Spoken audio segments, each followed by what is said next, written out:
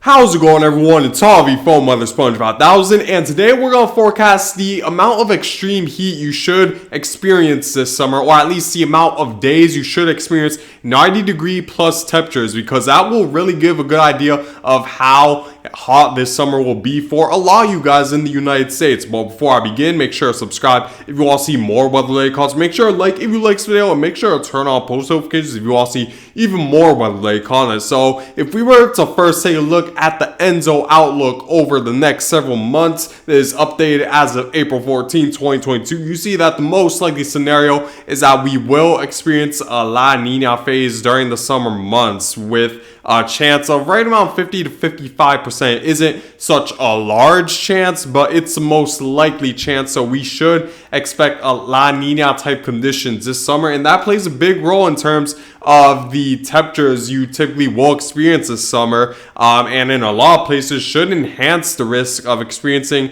more days of 90-degree plus temperatures for a lot of areas in the United States. If we were to take a look at what typically happens during a La Nina phase, so if I were to continue to move forward, let's go full screen right here. You see that typically during a La Nina phase, it's a lot drier and warmer than average throughout the southern portion of the United States, as a subtropical jet isn't really relevant during a La Nina phase. And while we do see a more pronounced jet stream dip for the northern states, it's for the most part for the southern states, it's still a lot more warm and dry than average. We do see more moist than average conditions throughout the Pacific Northwest and the Ohio River Valley, but that could play a role in terms of the temperature. But for the most part, I'd say 90-degree temperatures will be enhanced, especially for southward, as a result of how warm it typically is during a La Nina. While for the areas for the northward,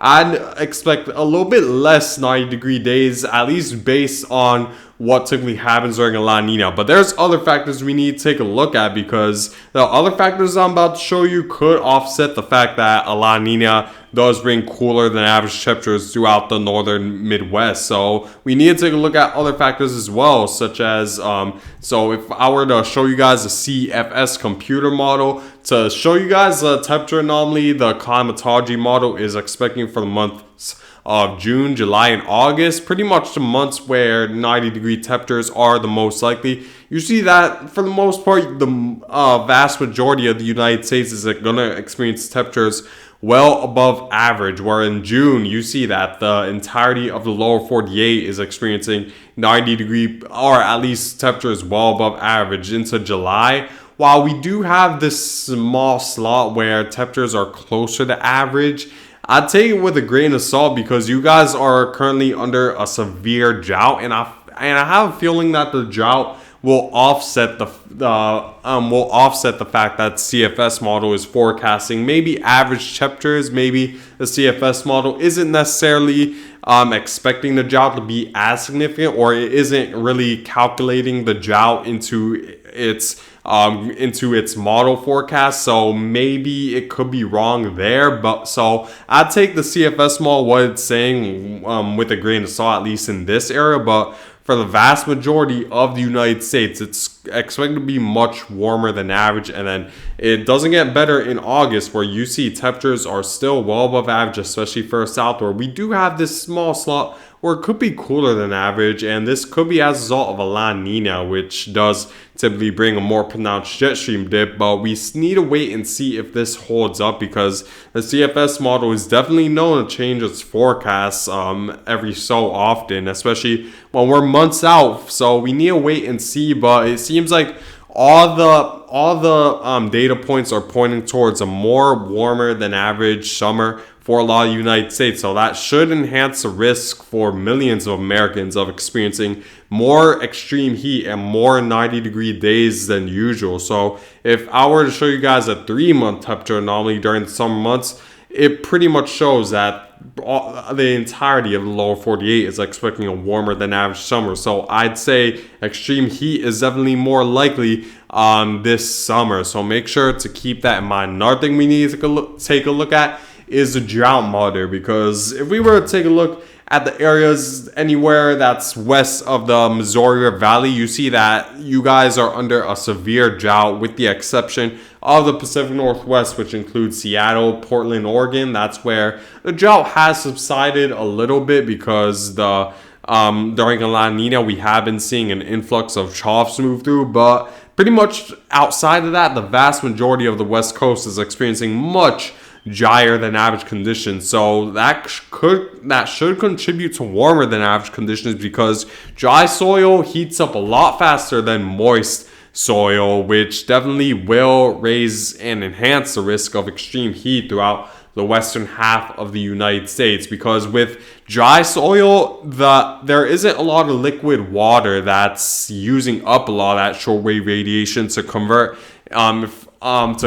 that liquid water into a gas phase, which is water vapor. When there isn't enough liquid water in the soil, that means that less heat is used up by by breaking down that liquid water, and instead it's directly absorbed by the ground, which heats up the soil a lot faster, which heats up the air temperature a lot faster during a drought. And like I said in my previous videos, droughts are very hard to get rid of, so it's unlikely we're going to see this go away by the summertime, especially since La Nina does bring drier than average conditions throughout the western half, thus especially the southwestern half of the United States. So that's definitely something to be aware of, that most likely the 90-degree days should be more prevalent, especially closer to the west coast. So make sure to keep that in mind. And if we were to take a look along the east coast, there isn't really much of a drought, so 90-degree days should be less prevalent. But I'd say thanks to La Nina and maybe warmer than average sea surface temperatures, 90-degree days we could still see 90-degree days, more 90-degree days than average throughout the East Coast. So that's something to keep in mind as well. Now I want to show you guys the sea surface temperature anomaly for the Eastern Atlantic, and you're probably asking, why does this matter? Well, it's because ocean water temperatures play a major role in terms of the climate, in terms of moderating the climate, especially in areas closer to the coast. And if we were to take a look at the sea surface temperatures all throughout the East Coast and the Atlantic, you see that the Gulf of Mexico especially is experiencing sea surface temperatures much warmer than average this time of the year. And when the sea surface temperatures are much warmer than average, then the air temperature, especially along the coast, is expected to be warmer than average. So that should enhance the risk of 90-degree days this summer and extreme heat in general. And if you were to take a look eastward, you see that while sea surface temperatures are warmer than average along the Carolina coast, it does change as you head further northward. Sea surface temperatures, in fact, have gotten cooler than average just off the Delmar Peninsula and off the coast of New Jersey, which is very interesting because it was much warmer than average not too long ago, but it seems like the sea surface temperatures have cooled down. However, I do expect the sea surface temperatures to warm back up again once we really hit the summer months, since there's expected to be a warmer than average summer, and all points are pointing towards a warmer than average sea surface temperatures for the entirety of the northern Atlantic. And plus, since sea surface temperatures are warmer than average in the Gulf of Mexico, of course the Gulf Stream moves through this area, so we could see those warmer than average sea surface temperatures eventually move up the East Coast, which should raise the temperatures a bit into the summer months, which as a result I think will raise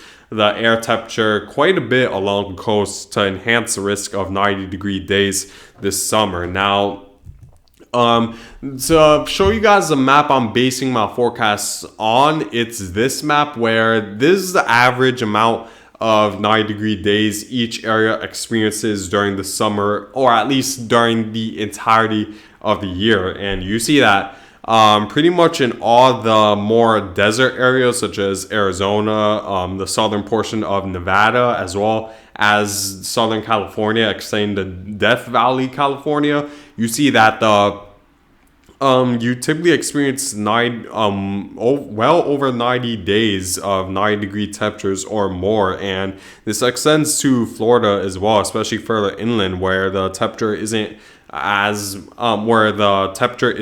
moderated by the ocean temperature. And you see that there's quite a bit even into Oklahoma City and Louisiana, into New Orleans. You typically experience over 80 days of 90-degree temperatures or more. Along the northeast coast, surprisingly, you don't experience a lot. Despite how the summer feels, where it feels like very warm in those areas, but you typically don't see a lot of 90-degree days, right around 20 to 30 to 10 to 20, right around New York City area. So it is definitely interesting to look at, and I based on my forecast based on this map. So and I did make some differences based on what we're seeing, on the trend we're seeing when it comes to temperatures. We're expected to receive this summer above or below average. So I'm expecting a little bit more days of 90-degree temperatures further northward as a result of an expected warmer than average summer for the United States. So in my map, I did shift a lot of these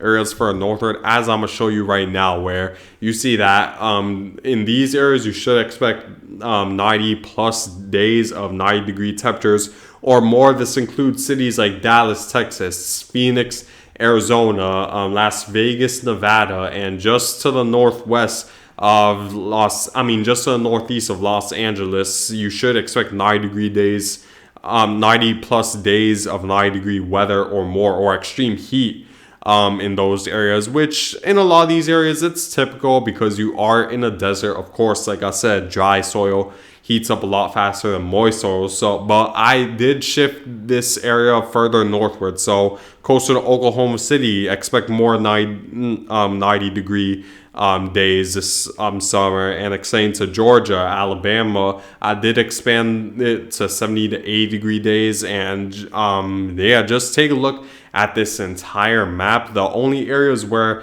you might have the possibility where you experience less than 10 90-degree days is further northward, closer to the Great Lakes, where I did actually expand this area a little bit further southward, in fact, because I do expect that the jet stream dip associated with a La Nina will maybe prevent 90-degree days from being as typical for the Great Lakes, so keep that in mind. But pretty much outside that, the entirety of the United States should expect more extreme heat this summer, more days of extreme heat. New York City, I'm expecting around 20 to 30 days. Washington, D.C., right around 30 to 40 days of 90-degree weather.